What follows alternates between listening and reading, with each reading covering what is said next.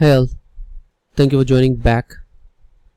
So in this section we will discuss about VPC, some basic concepts. So before we proceed on the practical hands-on on the VPC, I would like to talk more about some basic concept of VPC, how it functions.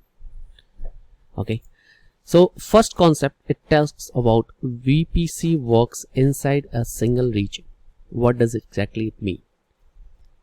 Imagine has a region defined, for example, US East region, US West region, right? So in this region, we have a VPC defined. For example, we have defined a VPC in US East 1 region, right? And the VPC that we have defined is VPC 10.1.0.0/16. So this VPC we have defined. So the VPC that we define in region US East 1, it will only work in this US East 1 region. Okay. So if we have another region, for example, which is available for us is US West 1, right? So we have to define a separate VPC in that region. And that VPC will be totally isolated from region 1 VPC. So this is how it works.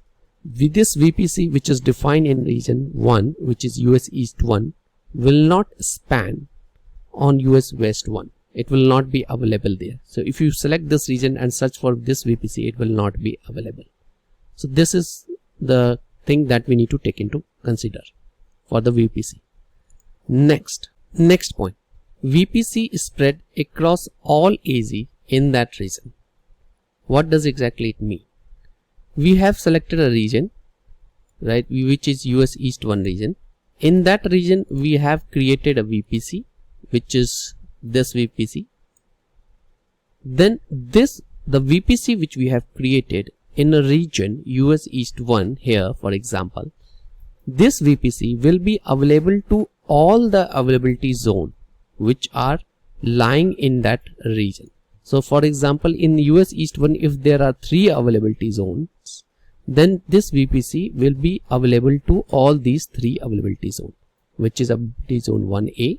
So it will be US East 1A, availability zone 1B, US East 1B, and US East 1C. So this VPC which we have created, these IP CIDR, will be available to create your servers in all these 3 availability zones. Similarly, if we have another VPC which we have created in US West 1, so in this US West 1, if we have created this VPC, which is VPC 10.2.0/16, then it will be also available to US West 1, all these 3 availability zones. So US West 1A, US West 1B, US West 1C. If there are 3 availability zones, it will be available. If there are 4, then it will be available to all these 4 availability zones. But VPC which are defined in US West 1 and US East 1 will be totally isolated unless we connect them through the VPC peering, which we will discuss it later. So this is how we can define. So VPC is spread across all AZ in that region. This is you need to consider. Next point. Next point says a subnet reside in only one AZ. So we have defined a region, right? In that region, we have defined a VPC, and in that VPC, we have multiple availability zone. So in the availability zone, we have to define a subnet. So the subnet which is defined in availability zone 1A will lie and stick to this availability zone 1A. So if this CIDR has close to 251 IPs, so all these IP that we assign to the servers will be available only in availability zone 1A. It will not span across another availability zone. So all the servers which are defined under availability zone 1B under the subnet this will be available to availability zone 1B only. Okay, but they can communicate to each other using that security group ports open and routing. That is possible, but the subnet always reside in only one AZ. That you need to keep in mind. This subnet will not span into multiple AZ. If you define a subnet, right, and you got like 20 to 50 IPs here. So all IPs will be available in this availability zone. Similarly, if you define another subnet, it will be available to this. But both this subnet, if you see here, should be part of this VPC supernet. Okay, that is keep in mind. So that's how the VPC designing. Similarly, if you have a subnet which is defined in US West 1 availability zone 1A, it will be sticked here, and another subnet which is defined in that same availability zone, it will be stick to that. So one subnet and one availability zone that you need to take into consider. A subnet is always stick to one availability zone. Okay, that you can reframe the words like this better. So subnet we have defined 10.1.1.0.